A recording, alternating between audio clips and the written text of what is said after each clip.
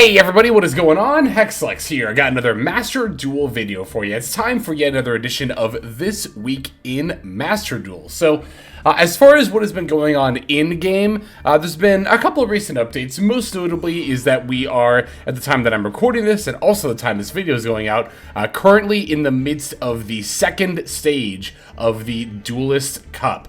Now, I'll talk about that a little bit more here in a moment. First, let's take a look at, as always, we're going to start by looking at some in-game notifications, see what has been updated within the last week or so. And also, we will go ahead and take a look at some tournament results. I don't think there were any major leaks to talk about at this point in time. So, I have seen a relatively unofficial one. I mean, all the leaks are unofficial, but by relatively unofficial, I mean, I have heard people say this, but I haven't seen it on the Master Duel Meta website yet.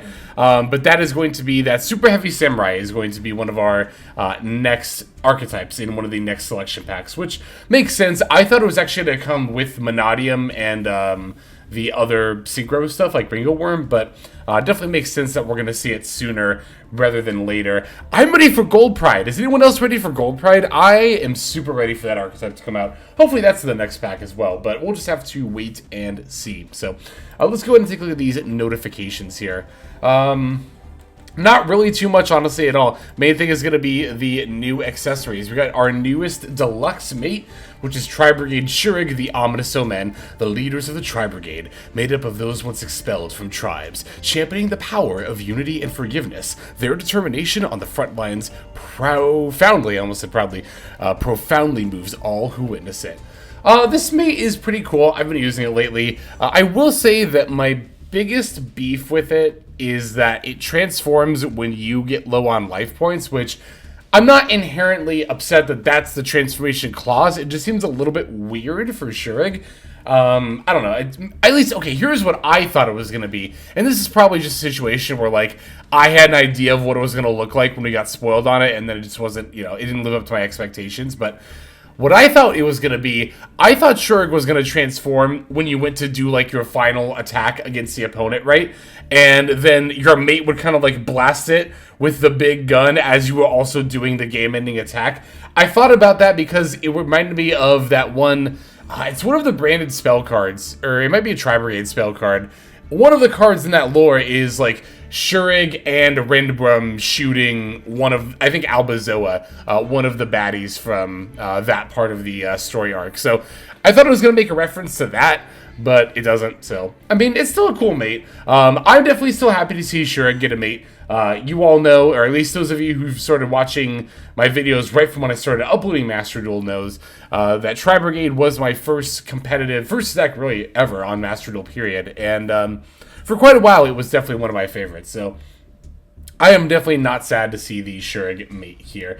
Definitely beats the Hungry Burger mate because, as always as ever, Konami, choosing to be stingy about the weirdest things, only gives free mates, free-to-play mates from passes or events one animation, unlike Shurig, who does have multiple animations. So, again, it's just kind of weird. I've always noticed that. I've always thought it was weird that they're stingy about that of all things, but we also got a Branded Fusion wallpaper. This is definitely a good choice for wallpaper. Branded players, I'm sure, are really happy about this one. I am definitely still rocking our gift exchange wallpaper, and I'm probably going to keep this up at least through the holiday season, but I don't know. It's just, there's something about it that you can't deny is pretty great. So, as I mentioned, the second stage of the Duelist Cup, I think actually at the time I'm recording this, we're still a little bit ways off. Yeah, I think we're actually still a few hours. So, but as far as, like, the whole Duelist Cup thing goes, I think I've said this. I know I've said this at the very least on streams, and I think that I have also said this about, rather on a video too, I'm just trying to remember. But in any case, I just, because I've had people ask me, right, like, are you going to go for that grind? And when they first announced that, you know, you could get world slots from regular Duelist Cups, I first thought, like, oh yeah, you know, that sounds like fun. Why not? We'll go for it. And who knows, we have a decent shot of even qualifying for Worlds. But I didn't do it in October, and having seen just how taxing it can be from some of my friends, some of the people that I watch on Twitch play it during that season, or during that 72-hour period, yeah, it seems like a lot. And I'm already not necessarily the kind of person who's like cut out for a 72-hour grind in a game. Like, here's my whole thing, right? I just have this feeling that there's a decent chance that I'll just hate Yu-Gi-Oh! Afterward. And I don't want to hate Yu-Gi-Oh! I thoroughly enjoy Yu-Gi-Oh!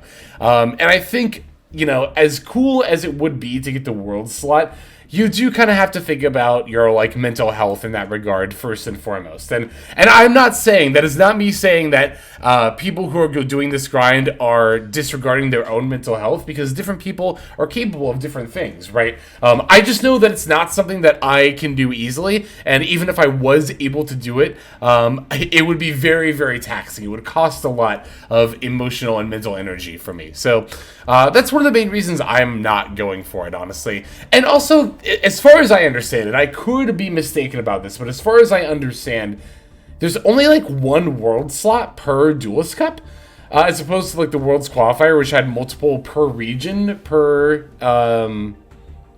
region. There might be one per region as well for regular Duelist Cups, but it's like, to do all that work to have to get exactly number one and not even within like the top few slots is that's a lot. that's a lot to have to do.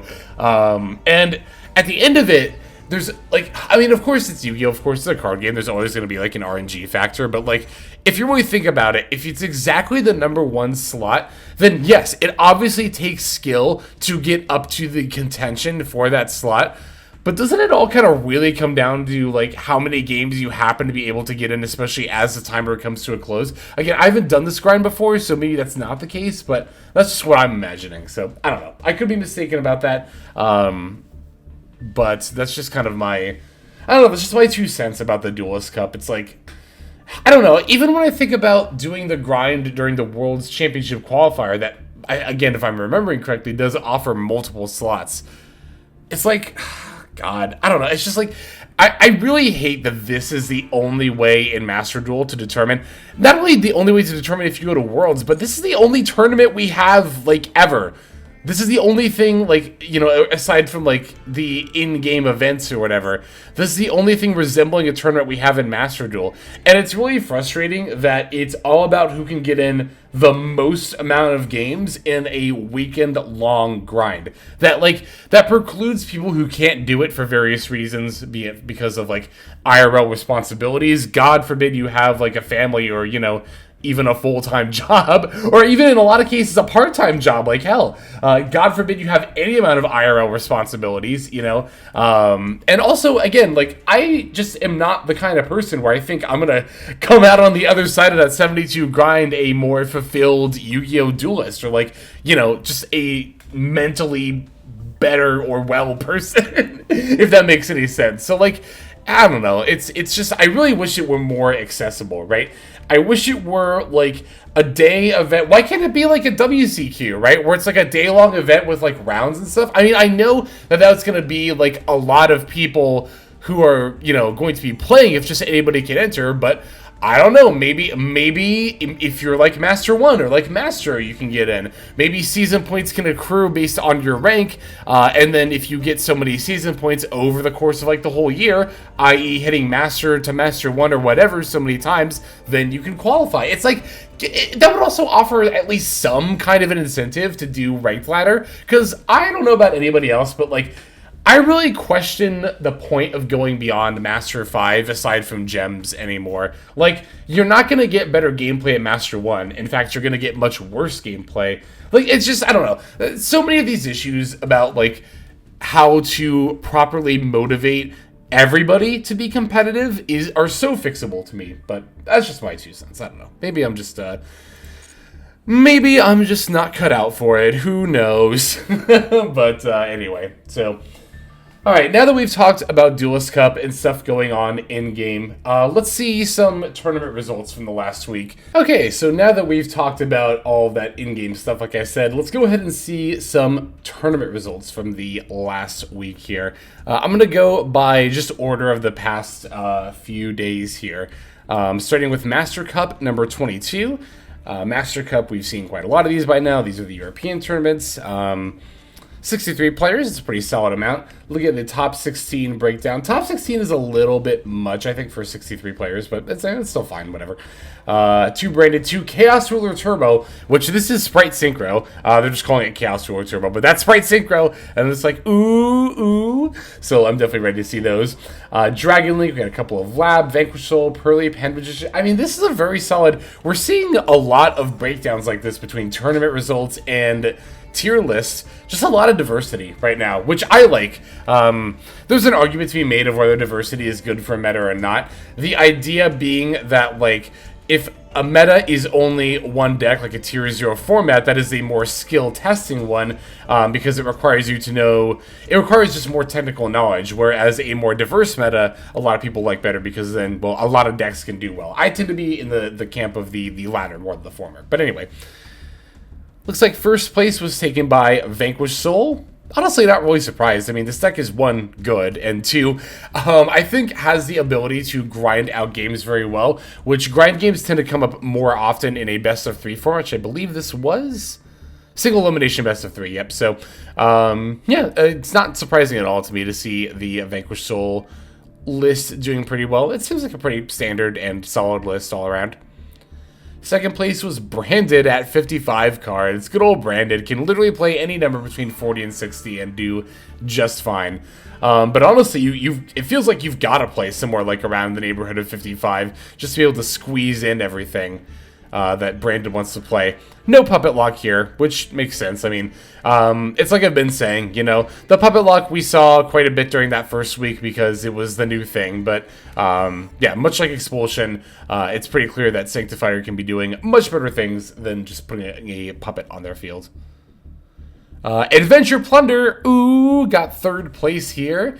That's always a cool deck. I love the Adventure engine in general. I played Adventure Dragon Link on stream last night at the time of recording this, and just have been really wanting to play Adventure in another deck sometime recently. So, yeah, this is cool. It's definitely cool to see a deck like Plunder and the Adventure engine doing well.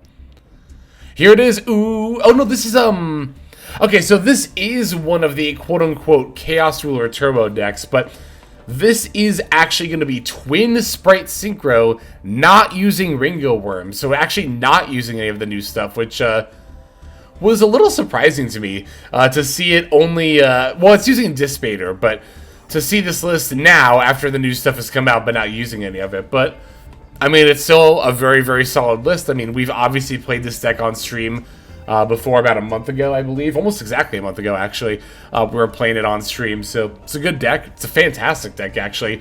I will say, it does actually make sense to me to see this iteration of Sprite Synchro doing well over the Ringo Worm version. As much as I do love that version, I will freely admit that the main issue that it has is that it's all 2-card combos. Like, it's all 2-card plays. It does not have a single 1-card combo, aside from Sprite Starter to put out a very mediocre Sprite board. This variant, however, you can just slam one of the twins or use a Trouble Sunny to find the twin, and then from there you'll just have, like, full plays. Like, you don't even have to have synchro stuff in addition to that to do a full twin Sprite board. So, I will say, I think much like Sprite in general, Sprite Synchro, Twin ends up being the best variant right now. But, yep, here's another Branded deck, 48 cards. Again, doesn't really matter how many cards this deck actually plays. It'll just do well because it's just always got good stuff going on. Ooh, Punk Tier Cache. This is a cool list. I've actually been seeing a couple of these lately. And it makes sense, you know. Punks are obviously good with tier limits, and they've obviously proven to be good with cash, and tier and cash can work well together, ergo, Punk Tier Cache ends up being, I think, the next kind of natural progression of that. This list is really cool. I like it a lot. I would definitely play something like this. I've been meaning to play Punk in general, but I think I'm going to play more of a Chaos version, like Bestials and stuff. Vanquish Soul. Okay, this is going to be another Vanquish Soul list here in top 8. Yeah, it's doing pretty well, doing pretty standard stuff. No Tick Boo, but otherwise pretty standard. And then, yeah, we have Lab here. I believe this is the last top 8 slot. Yep. So, why is it named Chaos Ruler Turbo? I kind of wondered the same thing. I saw Chaos Ruler and I wanted to see what that comment was real quick, but Yeah, I mean, standard lab list. I think the only thing kind of out of the ordinary here is deck dev, but deck dev's just a good card, so cool. All right, there is our first tournament results we're going to look at there. Let's go ahead and see the next one is going to be the DK to Meta Weekly from the same day. So this was 114 participants, also single limb best of 3. And as we can see, both Brandon Despia and Dragon Link continuing to do very, very well. Brandon Despia, I really do think is tier 1 after the new support. Again, it's very, very good. Quem is an insanely good card. Got a bunch of Vanquish Soul. Again, that makes sense, especially in a best of 3 format. That, you know, tends to lead to more grind games, which Vanquish Soul is very, very good at. Kashtira, Monodium, Stun, and Zodiac. All right, let's see what we got here. Whaley Davy. We always see Whaley Davy around here. Good player, great player. On the 40-card Dragon Link. Wow. Maybe they were just playing more gas in general than me, but I definitely struggled to make that work. But, well, I mean, that was only for one playtesting session, too, to be fair. All right, looks like we got Vanquish Soul coming in second here. Another reason this deck is really good is that it can main D-Shifter, which is an insanely good card in this format. Any deck that can feasibly get away with playing this definitely should be right now, for sure. Ooh, we got a 60-card Dragon Link list here that's on the Cyframe Gear Delta as well as the Guard Tusk Dragon. Interesting. And Desires, too. I mean, that's a little bit less out there than something like Guard Tusk Dragon, but cool to see, cool to see. We got more Vanquish Soul action here. Dio Branded, another player we see in a lot of tournaments. Very good player. 50-card branded list on the Bestial Aliber as well. Cool stuff, cool stuff. Ah, this is Synchro, because this is Synchro branded, that's right. I still might try this variant out.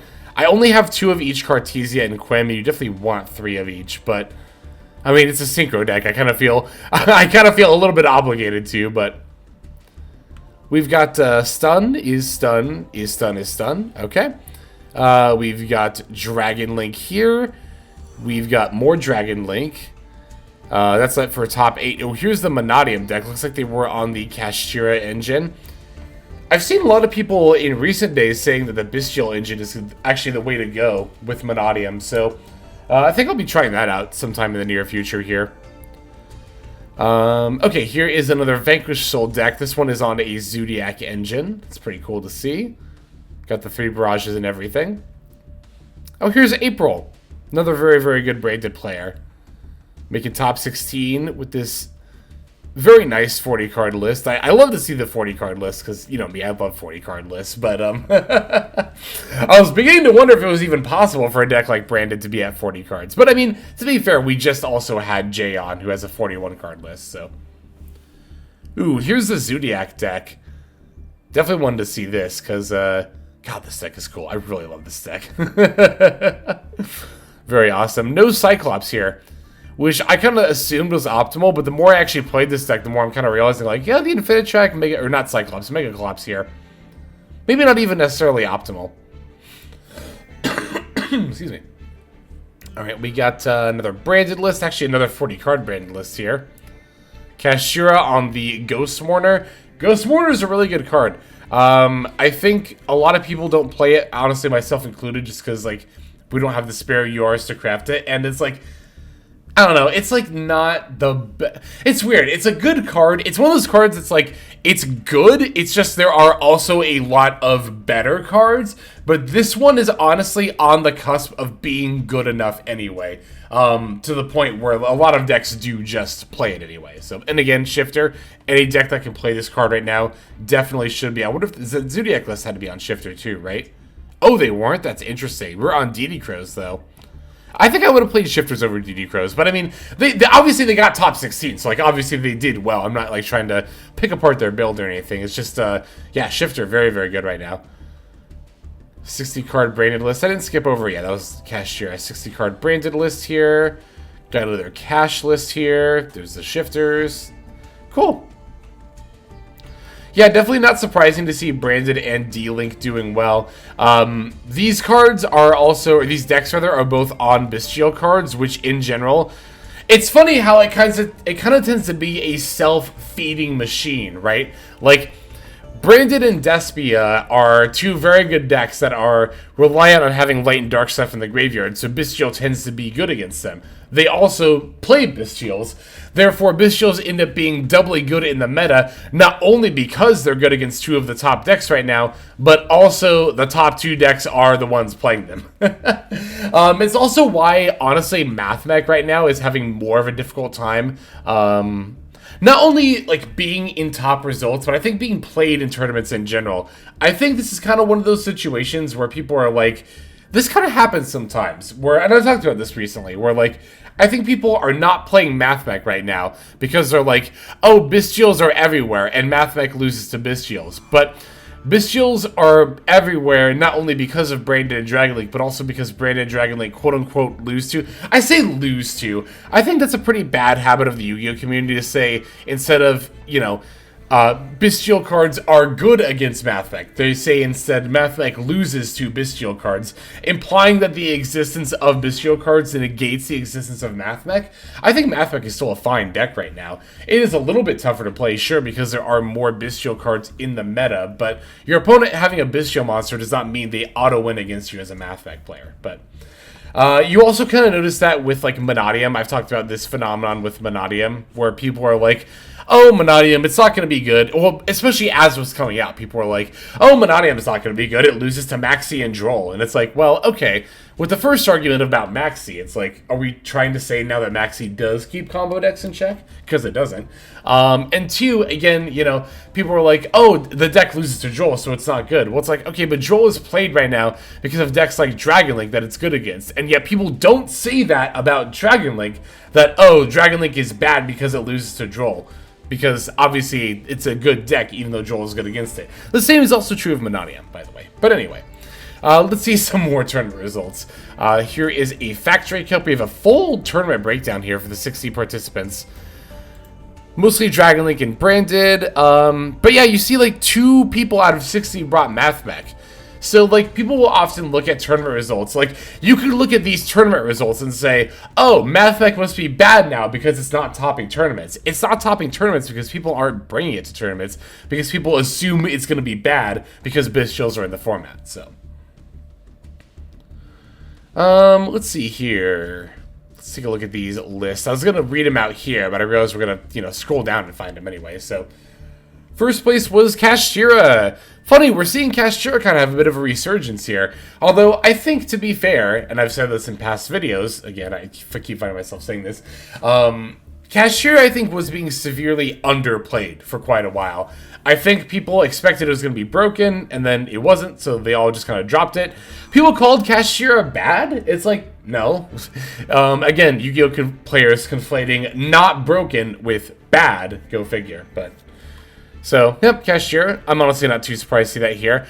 Look at this, even. Look at this. I actually totally forgot about this. We had 2 MathMech players enter, and one of them got 2nd place in a Bestial-infested meta. So, yeah, don't let people tell you MathMech is unplayable. I haven't really seen people say that, to be fair, but it's like the kind of sentiment a Yu-Gi-Oh! Player would have if somebody was like... This is, again, I think about the lesser experienced players who might ask somebody, like, oh, I have this MathMech deck. I should bring this to a tournament, right? And it's such a typical Yu-Gi-Oh! Response for somebody to be like, ugh, no, because Bestials are just everywhere, so MathMech is bad right now. And that lesser experienced player might be like, oh, well, okay, I thought this deck was good, but alright. It's like, in that case, the lesser experienced player, ironically, is the one who's right, and the person they're asking, again, in this hypothetical situation, is the one who's just, like, totally mistaken. But anyway, it's just like, I don't know, that's, like, one of the main reasons I'm so passionate about why we talk, or how we talk about Yu-Gi-Oh! Is I can only imagine how often that exchange actually happens. Also, side decking the Link Spider was such a good tech here against the Beerus. So good. 53 card branded list. Again, could be playing any number. Here's Waylay Davy again, topping another tournament. That's pretty cool, honestly. With Dragon Link yet again. Got Panda Magician here. Here's another Kashira list. This one is on the D shifter. Sword Soul sneaking in here. It's pretty cool. And this is another Punk tier cash. I wonder if this is the same player. I should have paid more attention to the first person's name, but... All right, MCS Invitationals were also this past weekend. So this tournament was only 56 players as opposed to the MCSs, which are usually like 256 players. But that's because this tournament was comprised solely of people who got top 16 in the last 4 weeks. So let's see what ended up taking the W. It was MathMech, actually with the Spirit package as well. This is something I've said about MathMech before. One of the deck's greatest strengths is that you can play like just about any of their engines, and the deck is always good. So like, even though I haven't been on the Spirit engine or Microcoder, that doesn't mean it's bad. It definitely proved very well here. So, and Trishula ended up making a lot of waves, getting second place with particularly Adventure Dragon Link. I tried out the deck last night again on stream. And yeah, I can definitely see why it's so good. It's a lot of fun. It runs down the timer for a lot, especially if you're like me and not used to playing with the deck on, especially on 300 seconds. But it is a very fun deck. I had a ton of fun playing this. I pretty much played the exact same list. I just took out one Nibiru for one Seyfert, which also makes sense why there's only 2 Seyfert. I realized because this is an effect you activate when you normal summon it, which conflicts with the Adventure engine. So can definitely see why. Also, can we have this card at least 2, please? Is that 3 in TCG and OCG? It's fine. But anyway, here's another Vanquish Soul list here. Got more 60-card Dragon Link. Oh, hey, it's the same list. Well, the last list only had 1 Delta, but it's pretty much, it's got the Delta and the Grand Tusk, so. Here's Kashira doing well again. Here's Mikanko doing well again. Here's Pearly. It's seeing so little Pearly since the Delicious went to 2. I feel like this deck is being underrepresented right now, honestly. 60-card branded list here. And alright, we got one more tournament to see. It's going to be the China Master Duel Taiba Weekly. First place will be... Is this best of 3? Okay, so it's like MCS style with 6 rounds of Swiss instead of 8, so... Vanquish Soul getting first place yet again here. Here's the Rika Sun Avalon actually getting second place with the Cactus Bouncer too. That's cute. Also on D-Shifter. Card is very, very good right now. Mostly because of Branded and Dragon Link. I also forgot to say earlier, I think that's why Kashira is also seeing more tops, is that it's good against Branded and Dragon Link, which are, of course, the 2 most popular decks right now. Speaking of Branded, here's another 60-card list. Here is yet another 60-card list for Branded. This one on the Nadir Servant package. Another Kashira player. Shifter is a very good card right now, etc., etc. This is Thunder Dragon. Wow, rocking my boy Assault Synchron with the tunings too, a playset of it. Holy moly! Wow, there was 2 Rika Sun Avalons. This one not playing D-Shifter, but it is on the Cactus Bouncer as well. Another Dragon Link list. This one taking the Samsara Dragon, as well as a Thunder Dragon package here. Alright, that is going to go ahead and do it for the tournament tops, and that'll go ahead and do it for this week in Master Duel. Thanks everybody so much for watching. Let's go ahead and move now to our outro. Alright everybody, that's going to do it for this video. Thank you for watching it all the way to the very end. That means a whole lot to me, and it's also a fantastic way to support the channel. And if you're interested in supporting the channel in other ways besides YouTube, there are plenty of ways to do that. If you check out the description below, you'll find a bunch of links down there. One of them goes to my Patreon. You're actually seeing the names of everyone subscribed to the Patreon on the screen right now. So if you're interested in getting your name in the credits here at the end, if you want to see more daily Master Duel content, or if you're interested in one-on-one private coaching sessions, I offer all of that on Patreon. I also stream live on Twitch. Feel free to go ahead and click that link and follow and or subscribe there. I also have the Discord community, if you want to follow that link, where hundreds of duelists have already signed up. Free to join, and you can just come hang out, talk about the game, and chill in general. Final link that's going to be in the description is my Twitter. You can follow that if you want some more notifications of what's happening with the channel. So, all in all, thank you all so much for watching, and I hope you have a fantastic day.